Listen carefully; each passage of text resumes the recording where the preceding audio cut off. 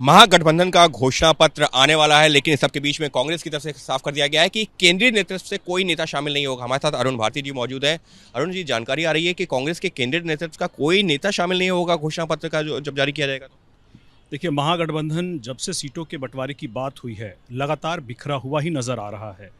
अभी बीच में लगा था कि वो इकट्ठे हो करके एक गठबंधन के दल के तौर पर लड़ेंगे चुनाव, लेकिन ऐसा होता हुआ बिल्कुल प्रतीत नहीं हो रहा है। अब जब महागठबंधन का उनका जॉइंट मैनिफेस्टो जारी होना है और कांग्रेस की इससे दूरी बनाना, यह बताता है कि वो राष्ट्रीय जनता दल की जो लोकल नीतियां है उससे सहमत नहीं है।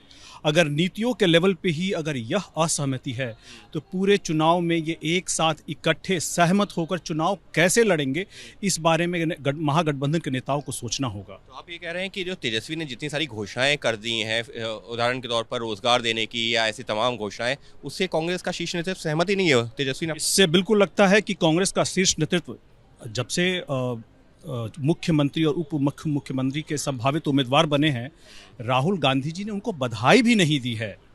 ऐसे में मुझे लगता है कि कांग्रेस, राष्ट्रीय जनता दल और महागठबंधन की जो लोकल की नीतियां है उससे बिल्कुल ही सहमत नहीं है, चाहे वो रोजगार को लेकर के हो, चाहे वो महिलाओं को लेकर के हो।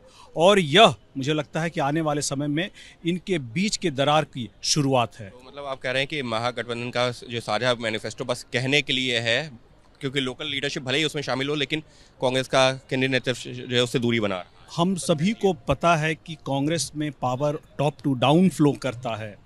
ऐसे में आप सहमति दिखाने के लिए, एकजुटता दिखाने के लिए लोकल लीडर रह सकते हैं, लेकिन जब तक शीर्ष नेतृत्व इसमें शामिल ना हो तब तक यह माना जाएगा कि इनके बीच में अब दरार पड़ चुकी है।